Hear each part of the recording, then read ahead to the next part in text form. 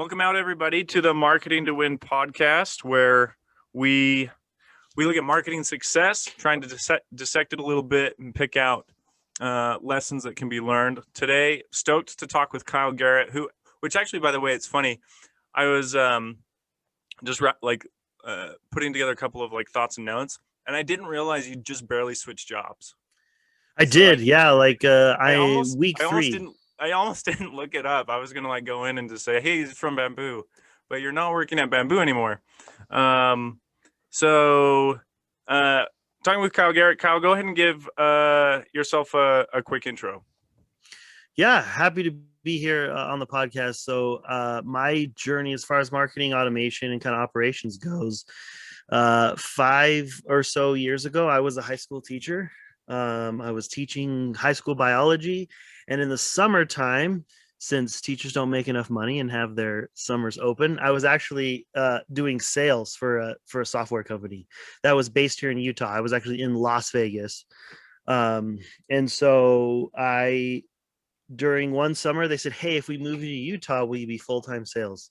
And I said, "Sure, yeah." I had been to school in Utah and stuff, so knew the area. And so we moved, and I've been in and from there, I moved from being an account executive to being more of a sales operations, where it was a startup. So everyone kind of has to wear a lot of hats, right? And they said, "Hey, we're going to purchase Salesforce and we're going to purchase Pardot." And we know nothing about it. And That's always a good listening, plan. Yes, anyone listening knows those are two tools you cannot buy without knowing anything about. So I volunteered to learn Pardot. So that's how this all started. So right now I'm working at a company called Fishbowl. And what we have is an inventory software that kind of bolts on with QuickBooks and allows you to manage your inventory, your manufacturing, warehouse stuff. So it allows people to hang out in QuickBooks a little longer than companies who get to that point where they have to spend lots and lots and lots of money on a more sophisticated kind of accounting and inventory software. So it's a nice little niche, and it's a good company. And so that's currently where I'm at. Yeah, that's awesome. That is one of the more unique ways and paths, I think, that I've heard of getting into ops from teaching line. There's been a couple of other of the sales to marketing is I've heard a couple of that to go from teaching to sales to marketing, especially ops. That is it. What did you teach? So I taught high school biology. So I had freshman classes as well as I had the repeat kids, and they were always fun. Yeah, that's awesome, man. What a transition. That's pretty cool though. Okay, so yeah, I think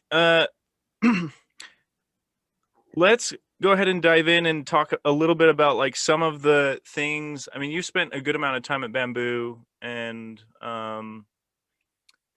obviously previously in your transition. So do you have a couple of experiences in mind that really showcase a solid success, and tee it up a little bit too, like explain in the circumstance what the business was selling, what kind of business they were in, the sales cycle length. I think the size of the marketing teams help, but just set kind of the context, and then we'll kind of dive in to some of those successes and the stories. Yeah, so I think most recently being at Bamboo HR, one of the bigger projects was revamping essentially lead scoring. Lead scoring is something we all talk about it, we all do it. One thing I learned from so I was at a startup, and then I went to a more established, kind of company, if you want to call it that, and then kind of back to a startup, and Bamboo HR, which was beyond startup in some regards, and still very much a startup in others. And so the thing about lead scoring that I learned across that journey is everyone wants to do one, but very few people know why they want to do it. Yeah. And so, you get somewhere, and sometimes I would help a startup and they would say, "We want a lead scoring." Okay, so you want some leads to come in, fill out a form, and you actually don't ever want to talk to them. That's the end result, right? If you're doing a lead scoring, it's because you have fewer people on hand to call than you have all the leads that are coming in. Most places realize that's not what they're looking for, right? They just know lead scoring is like a thing that marketing operations people do, and so they ask for it. But Bamboo HR was the first time where like the business case actually made sense. It's wild how many inbound leads a month Bamboo HR gets. It's the most I've ever worked with. And now that I'm not there, I feel like it's fine to share. So we're talking like 30,000 inbound leads a month via their website, which is a ridiculous amount of leads, at least in my career, that I had ever seen before. So we very much did not have enough SDRs to call 30,000 inbound leads every month, right? Now, before you go on with that, brand, maybe bucket like as much as you can percentages of those that are like direct hand raises as like sales talk to me type things. I'd throw demos included in that, as opposed to more content and related stuff like ebooks or events. Yeah, that's a good question. So out of those 30,000, I would say about 10 to 12 were actual hand raises, straight, either starting a trial within our product, which of course would trigger in our system, would trigger a phone call, as well as requesting an actual demo of the product, which would trigger the discovery/set call to actually set an appointment with the AE. So 30,000 would come in. And then the SDRs would probably handle about 12,000. I should say it's probably less than that, because 12,000 includes people who, in the scoring model we're about to talk about, would score up to a point where they deserved a phone call. Got it. So let's say maybe like 7,000 to 8,000. Like, hey, I'm in line to talk to sales right now. Okay, cool. So and that brings up a good point. That's what we have to pare down to, right? We have to decide, what does the floodgates look like? How much are we dialing back? How much are we dialing forward and letting through kind of as the gatekeepers, right? And doing it in a way that makes the most sense. And so the biggest part of lead scoring, in my opinion, is just deciding and understanding who's buying from you, right? It's the idea of creating this buyer persona. It's the idea of understanding which behaviors are clear buying indicators. Well, yeah, and that's the big thing, right? Buying intent. So it's not just like it's not just activity on a website or adding up a certain volume of that. I think really understanding the difference between intent, because especially if you're like full into content stuff, like a lot of what you deliver, people aren't consuming with buying intent. And so following up with a sales call after that creates a negative experience overall, because that's not what they're expecting. And I think at least I remember thinking, like, when I was first putting scoring models in place, that's totally something I didn't like. It sounds so logical, but then when you start implementing it, it's so easy to forget it, because you're like, okay, well, like, especially if you need the volume, you're just gonna, you end up, it's so tempting to just push them to the SDRs and say, hey guys, here you go, here's a list. Yeah, absolutely. And that's, and when you're in certain situations, you got to realize that is also okay, right? Like when you're not trying to pare down from 30,000 down to the 12,000 you can handle, that, and that's one of the things you as a marketing ops person keep the pulse on, right? Is like, can we open the floodgates a little bit, or can we not? Do we, are we at that critical point where we're starting to send garbage that's not worth our time? Or are we holding back some golden nuggets because we have this really stringent, you really have to score this many points, or you have to come through this avenue to talk to our SDRs, where we're almost like creating this exclusive club that doesn't need to exist, right? People who are like, people who have their credit cards out and are ready to purchase. Yep. Right. That's not your role either. So in marketing operations, in in my opinion, and it's biased because I'm a marketing operations person, it's so different in some regards to just like being on the marketing team or being a marketer. Like we have to have some of those skills and understand those skills, but sometimes we have to scale it bigger. And what I mean by that is take creating a lead scoring model, for instance. The marketing team really wants to understand the customer, right? So they might do things like a case study where they spend heavy time with one customer, or they might be on the phones, actually understanding the customer. In marketing ops, I felt like I had to understand the customer, but I had to do it on like a larger scale, right? Like I had to do it. Not only did I want to have kind of the empathy and understanding of who our customers were, but I had to put ones and zeros behind it, right? Yeah. Like we have to create a system that also understands who our customers are. And so for us, that was like task number one. So at Bamboo HR, the marketing team's about 20 people strong. It's big. What's wild is operations is actually a separate branch, a separate department that is also 20 to 25 strong across the company. So, and we act independently, and then they're like sales, marketing, and customer service are stakeholders that we kind of deal with and abide by. So sales support and marketing ops are sort of together in their own like bigger operations group. Correct. We're on our own operations group under the VP of operations. So I would work with like VP of marketing and demand gen manager, but I did not report to them, which we could talk about the whole pros and cons of that and the dynamic that creates, because it is an interesting thing for sure. Yeah, that one is fascinating. Maybe let's come back to that in a little bit. Yeah, let's do that.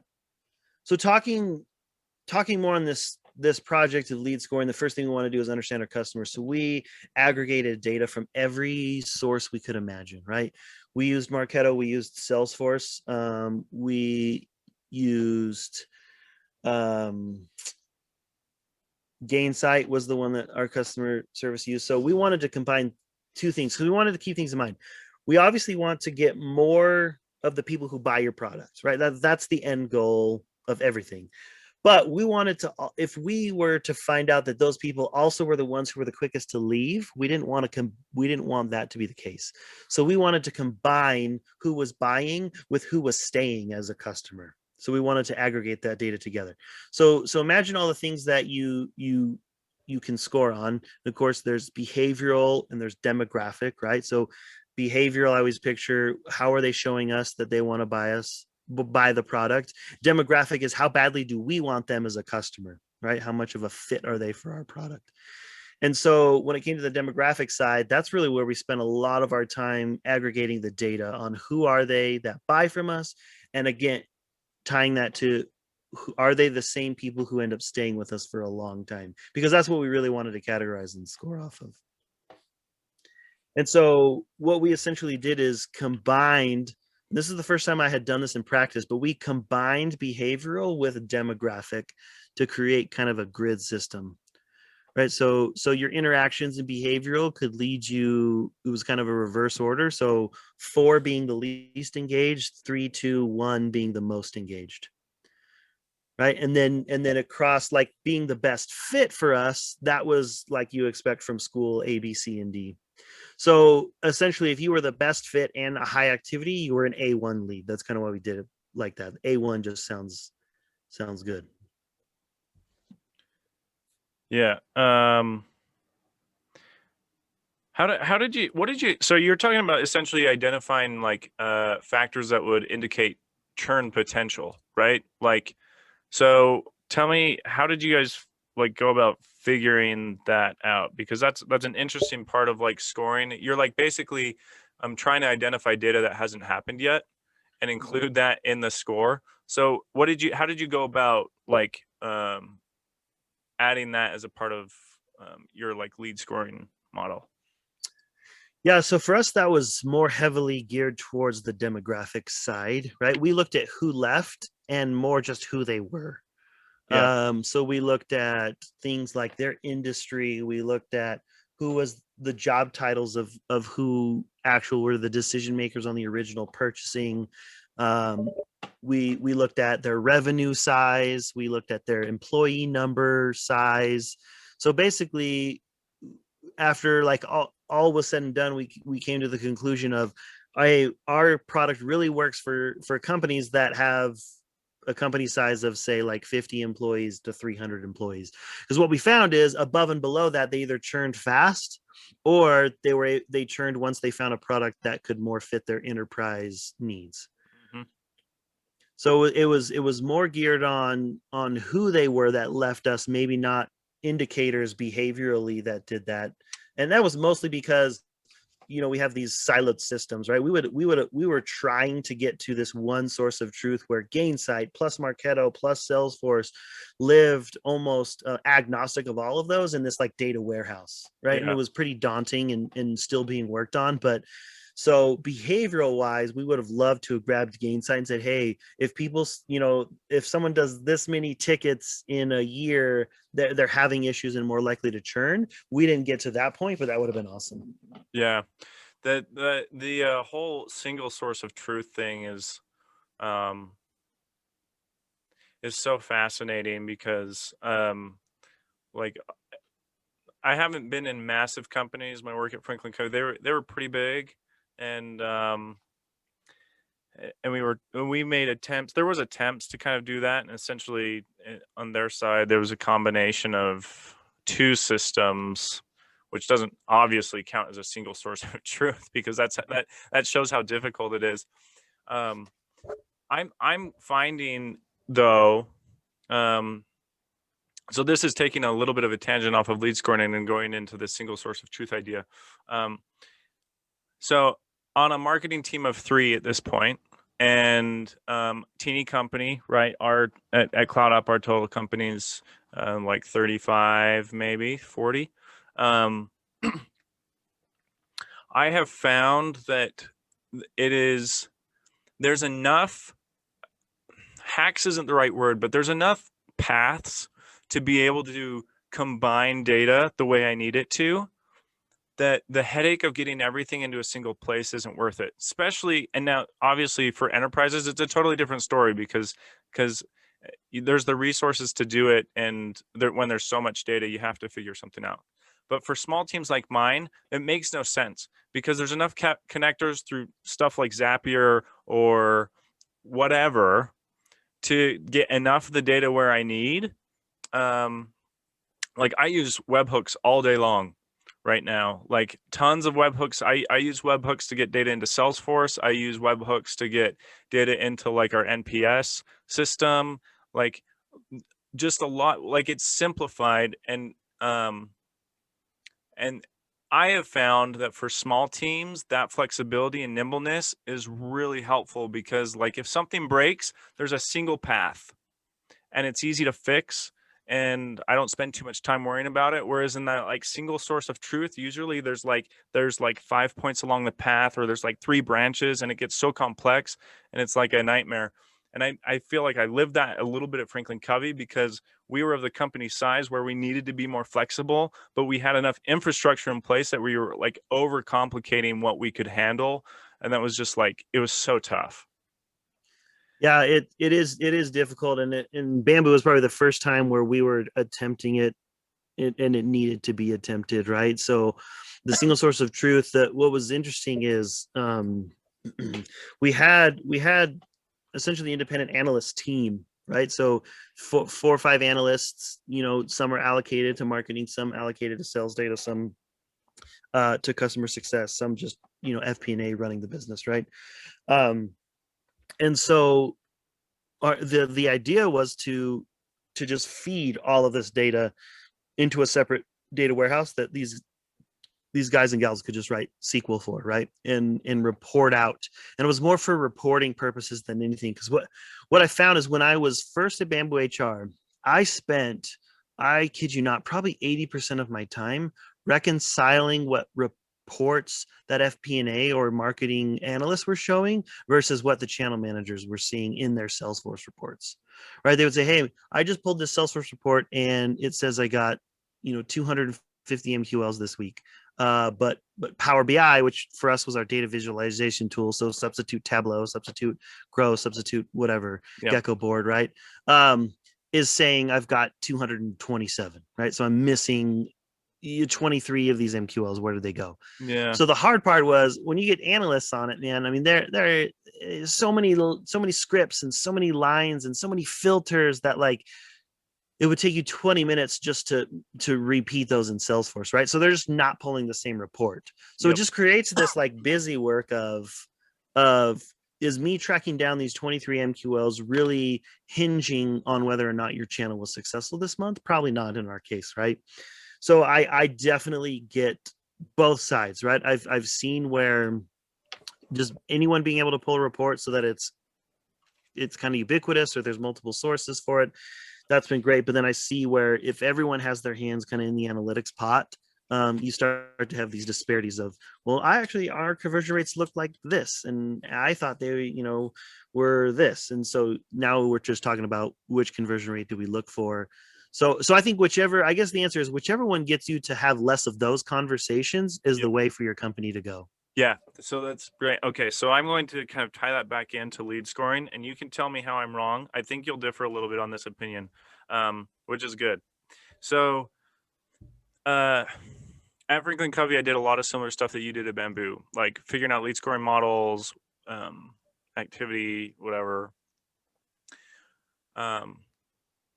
Fast forward to today, in the past, probably 12 months, 14 months, I've completely changed how I define an MQL, and it's like it's oversimplified. So an MQL for me is literally the hand raise of somebody that's willing to talk to sales and they fit our ideal customer profile. So I've got the demographic side, which is part of lead scoring, right? But from a behavioral point, it's like I'm looking for people who say they wanted to talk to me. I'm not looking at like email opens, clicks. I'm not looking at like how many ebooks they looked at. I'm not looking at any of the content stuff. I don't send any of that to my SDRs right now. It's literally just, and we're on for context too. There is some different work that we're doing on the product side where it's because we're freemium SaaS, so we get a lot of people in that are trying the product, and so we're product-led growth, so that's a different beast. But speaking marketing specifically, I've cut it down to just hand raises. So demos, sales contact us forms, and then we have another form for like asking for an enterprise quote. There's 3 forms. Like MQLs only come from those 3 forms, and if they have the right title, then it comes in front of our SDRs. So I don't have a scoring model. So tell me why I'm wrong to do that or not. I actually don't think you're wrong. I don't think you're wrong at all. The beauty of what we do and people like us is we just design the system. This is what I tell people. They say, what does marketing ops do? Right. Where I would currently hire my new job, they don't even know what marketing operations is, which is fine because they've never had it. So I had to present to them like, well, what do you actually do? What does marketing ops even do? What is that? To me, it comes down to like one simple sentence. All I'm trying to do is to deliver the right message to the right person at the right time. And that's all I'm trying to do. And so if downloading a piece of content from my company XYZ, if that is not any indicator that you should talk to sales, then that's not the message I want to send.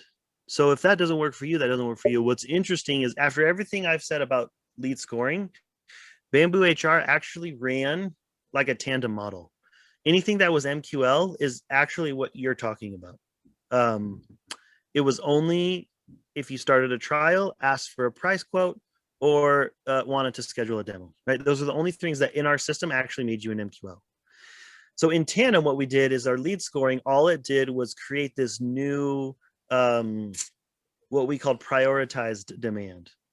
And that's where once the SDRs got through their normal cadence of, hey, here's everyone who says they want to talk to you now, so they're of first priority. Yep. We filled their time with, hey, we're going to have 20,000 other leads. Instead of just going alphabetical, we'll surface what we feel like will be most likely to take the next steps with you as an SDR.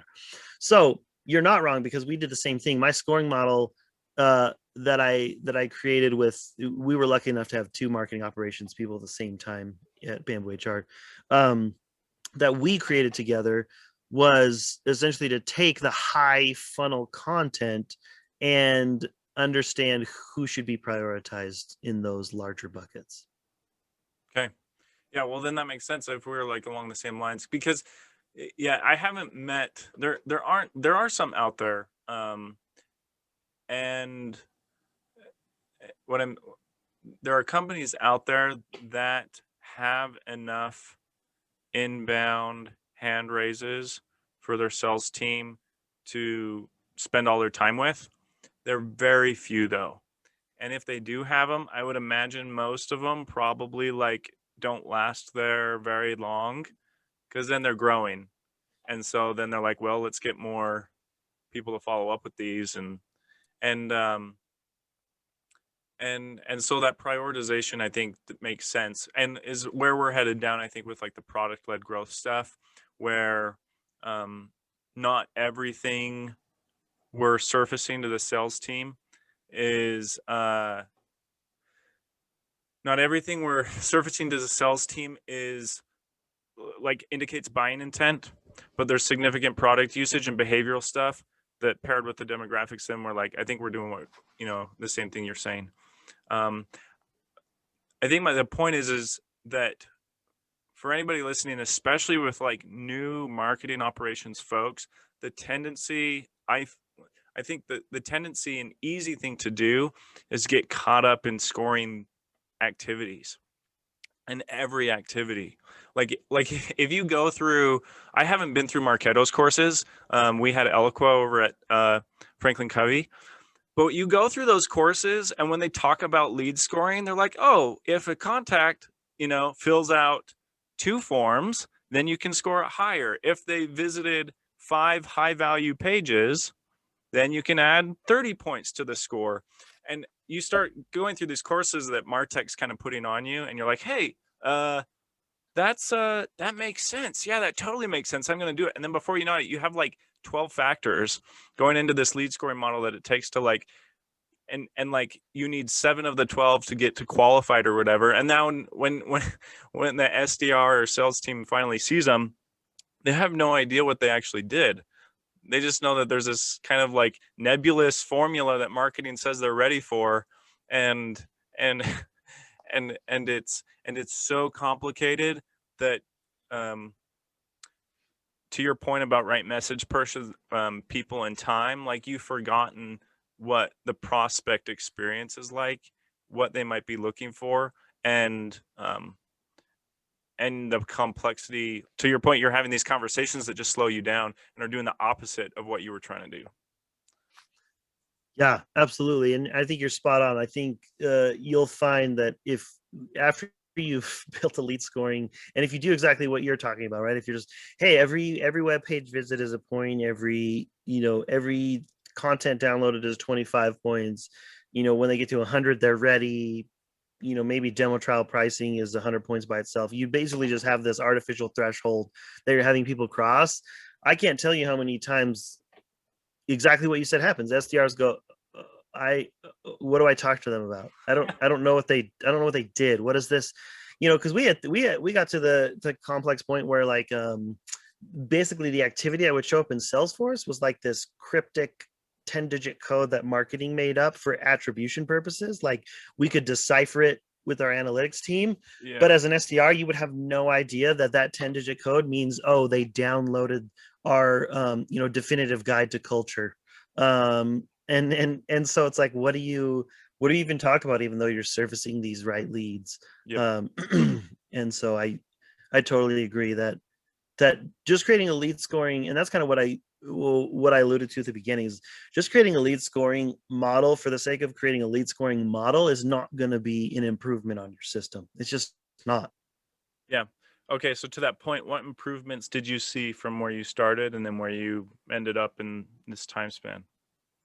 Yeah. So we one of the things I was really lucky for, that was fortunate for everyone that works at Bamboo HR, is you're trusted to be an expert in your field, and you're trusted to sometimes I don't want to say go with your gut because that sounds cliche, but like we were able to create this lead scoring system on the best data we thought we had and then let it ride, right?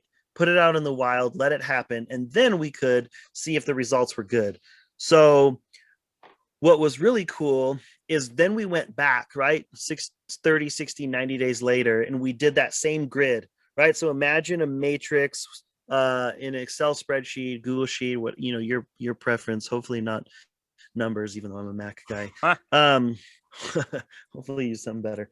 So imagine a grid where 1, 2, 3, 4 on the left hand side, A, B, C, D across the top, and then we took every box and we calculated the conversion rate for that box, right? So does an A1 actually convert better than a C3, or does a B2 better than a B3 for some reason? What was your time frame within conversion? Within Well, since the sales cycle of MBHR is 2 weeks, so I mean, even if we did infinite, it tapered off so quickly that we felt like even if we let the infinite of time be the conversion metric, it didn't change our scale very much. It was more of a headache to figure out that sweet spot. Yep. But imagine the sales cycle being 2 weeks, so really short, so the conversion even shorter. So what we found is that we did a pretty dang good job, right? Our A1s were converting at the highest. That's all we wanted, right? Volume wasn't going to change for us. We just wanted efficiency. And the fact that we saw that we were right in the conversion rates, that leads that came in as A1s that were then moved on from SDR team to the sales team, that was our highest kind of bubble. And we took the quadrant, right? So maybe A1, A2, B1, B2, that kind of quadrant. We saw a trend of higher conversions to what we called an SQL, right? A sales qualified lead, where SDR said, yes, it's good. And then we had sales accepted lead, which means that the then account executive said, yeah, this is a good lead from you. So we kind of had MQL, SQL, which was technically SDRs, and then a sales accepted lead, or sales accepted opportunity, even SAO, where they said, sales says, yeah, this is good. So the conversion across that board, where we really took lead all the way to SAO, we kind of cut out the middle for that. Those conversion rates, we found that we had created a good model. So all that told us, right? All that did was reassurance that using our prioritization system to not necessarily say what is qualified and what's not, but to say if you were to go in Salesforce and create a list view and start it by, hey, start with A1s, then A2s, and then creating that cascading effect after you're done with those hand raises, that'll be the most effective use of your time. Mm-hmm. So it was just optimizing those SDRs' time, not necessarily being the floodgate or being the gatekeeper of everything else, but to say, hey, anyone who raises their hand, okay with me, pass them on. But when you're done with those, because like you said, no one in the world is too busy to or once they're done, to get to everyone who wants to buy your product, right? I wish we're not Nike, we're not Target, and so we're not like selling all of our stuff. But so it was just reassuring to then have this data backing 30, 60, 90 days later to say, yes, all the data, all the legwork we did is indeed the right way to prioritize these leads for the SDRs, making them more efficient, which then, yeah, I mean, it bleeds all the way through. Sales is hitting goals they haven't hit before. SDRs are setting more than they were able to before, all because, not because you're giving them more qualified stuff. You're spending the same dollars in the front. Marketing was spending the same money in the same channels month after month. All you did was help them prioritize their time better. It's a cool thing to see. It's like one of those moments as a marketing ops where you're like, no one's going to know this but me. Yeah. But it's nice to see that something I did at least made someone else's job along that funnel easier. Yeah, that's cool. Well, thanks for taking the time, Kyle. It's been really good. I think there's a lot of like good concepts in this conversation about lead scoring to keep in mind, and hopefully people found value out of it. I'm sure they did. Well, if you connect with Kyle on LinkedIn, find him, and again, we'll appreciate the time, and we'll catch up sometime soon, I'm sure. Awesome. Thanks, Michael.